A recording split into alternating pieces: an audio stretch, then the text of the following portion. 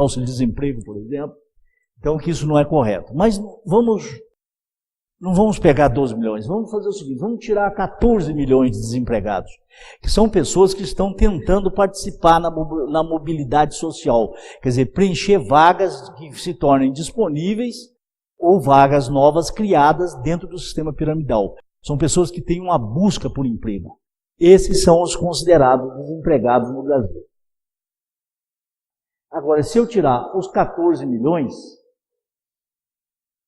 vai me sobrar aí 52 milhões, no geral.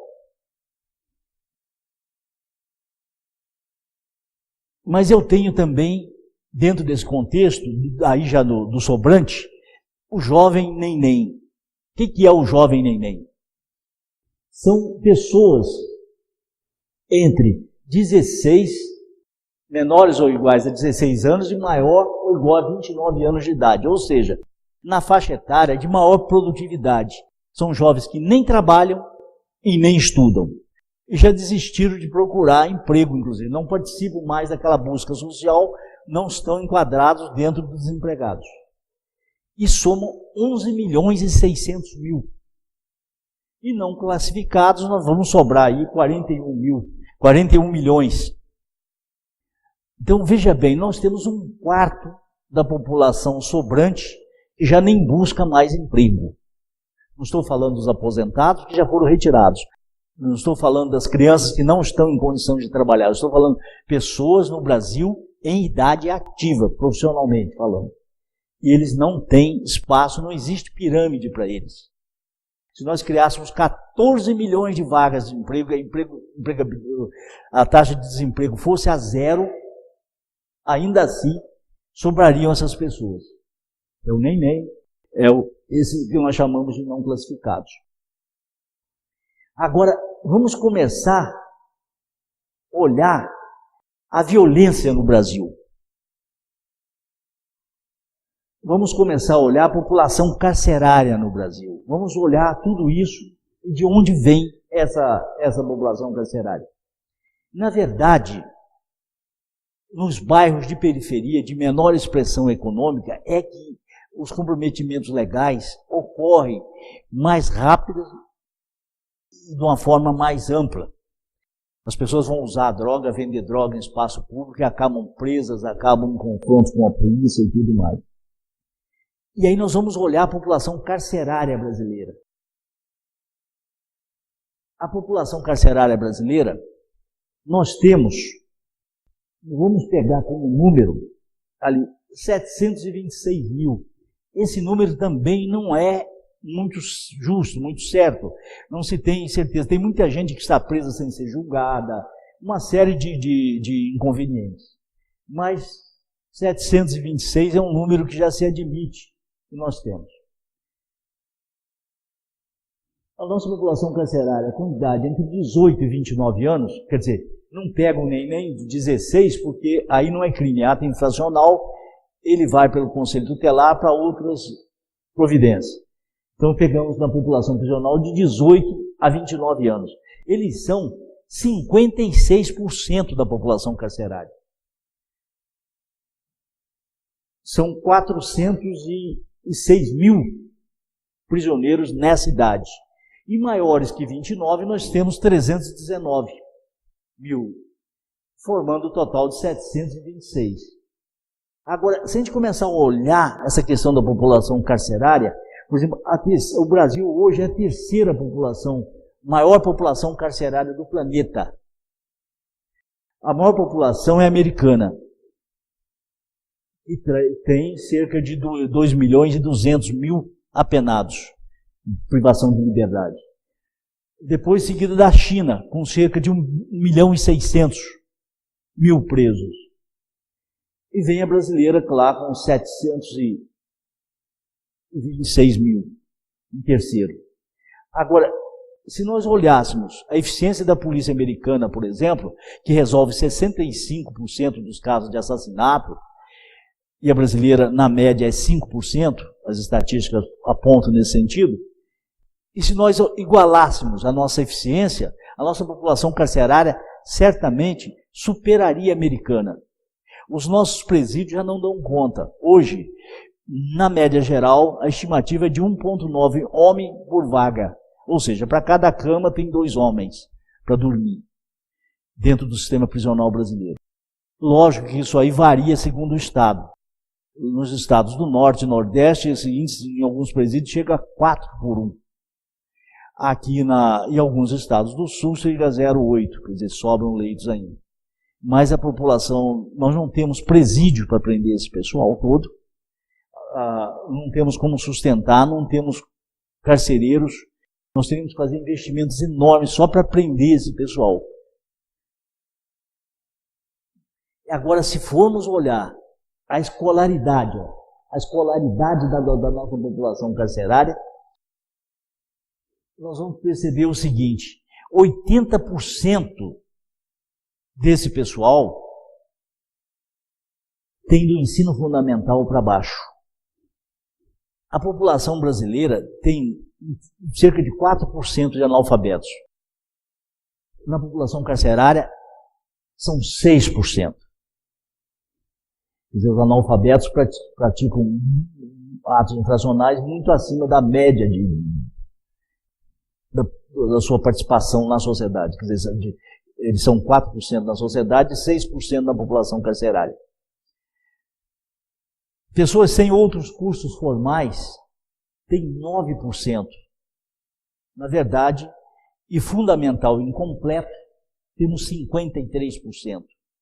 Nós temos 43 mil analfabetos, 65 mil que não têm outro tipo de curso formal, não se considera analfabeto, mas não tem, e temos fundamental incompleto, 53% deles. E fundamental completo já começa a cair, tem 12%. 87 mil prisioneiros, somando 581 mil prisioneiros com fundamental incompleto para baixo, representando praticamente 80% da população carcerária. E se nós formos olhar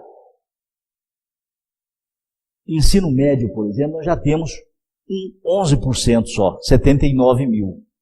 Ensino médio completo já cai para 7, 80 mil. Somando, fazendo um total de 130 mil. Superior, completo e incompleto, fecha os 100%. Né? Então, nós percebemos claramente nesses números que quanto maior a escolaridade, menor o aprisionamento. Quer dizer, menor o caminho da criminalidade é percorrido. Quanto mais escolaridade, menos. Mas vamos analisar agora também a escolaridade da população brasileira. A população brasileira, teríamos lá os 208 milhões de pessoas. Vamos usar para isso.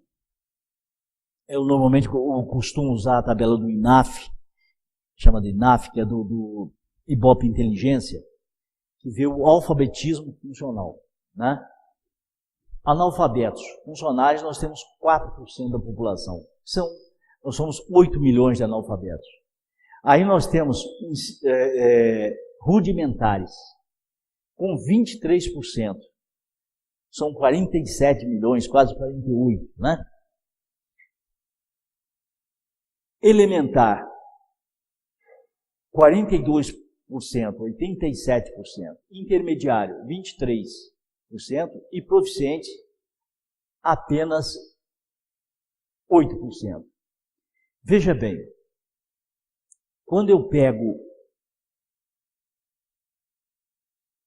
analfabeto funcional, é o analfabeto mais rudimentar. Quer dizer, eu somando dá 27% de analfabetos funcionais no Brasil.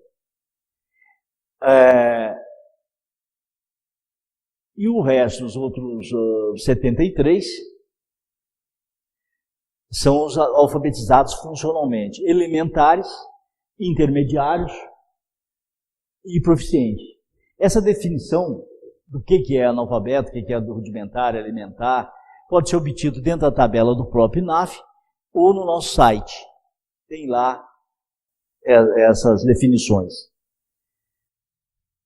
Mas o rudimentar é aquela pessoa que consegue apenas ver um número de telefone, ver um preço, voltar um troco, mas não consegue ler um texto, não tem numeramento nem letramento necessário para ter um desenvolvimento pleno. O proficiente é aquela pessoa que não tem dificuldade nenhuma para entender texto, para separar opinião de autor, né, do autor, opinião pessoal, né, já tem uma visão, não tem problema nem numeramento, nem letramento. O intermediário fica ali no meio. Agora, se formos olhar a escolaridade brasileira, ela e o alfabetismo funcional, nós vamos ver o seguinte: escolaridade nenhuma, eu vou ter 59% de analfabetos, vou ter 8% de rudimentares, vou ter 1% de elementar e vou ter 0% de intermediário e proficiente.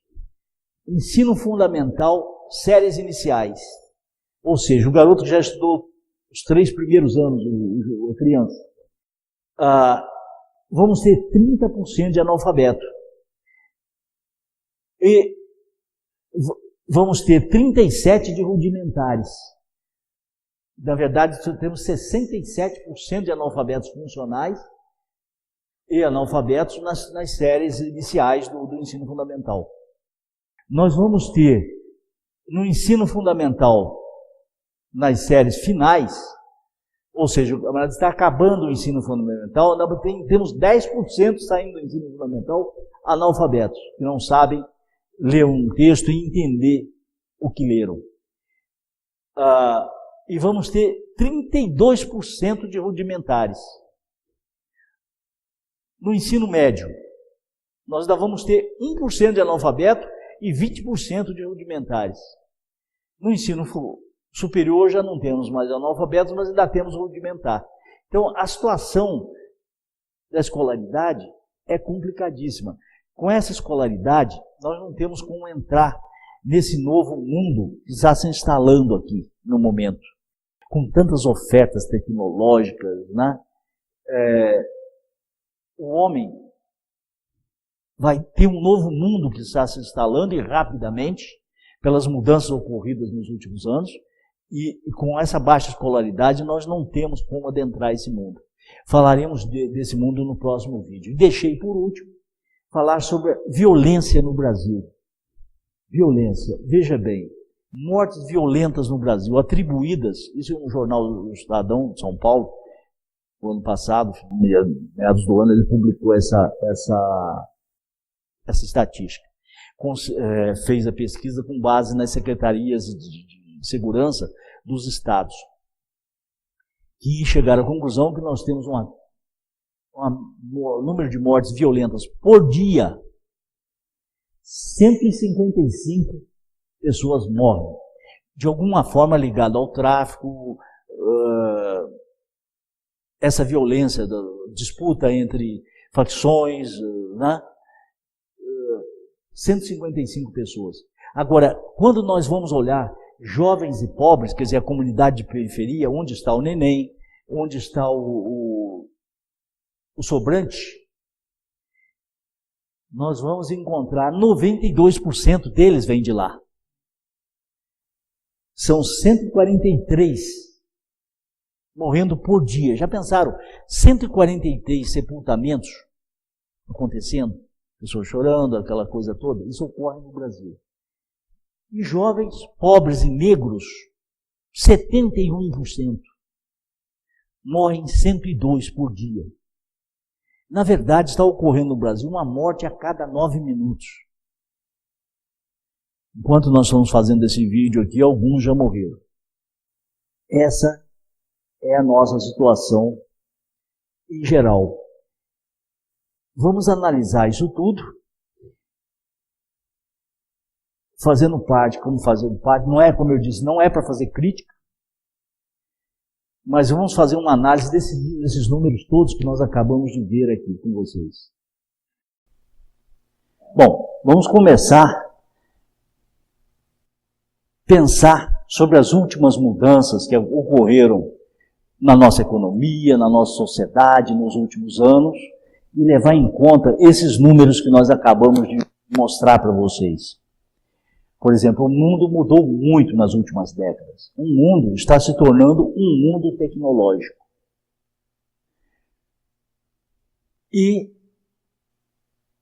o homem tem que mudar o seu papel nesse mundo tecnológico. Ele tem que se preparar para esse novo mundo que já se instalou. E essa mudança, ele precisa fazer mudanças, melhorar a sua educação, para estar pronto para assumir, para poder gerar, produzir tecnologia para o seu novo papel. Vamos ver isso no próximo vídeo, no 03, na RG 03.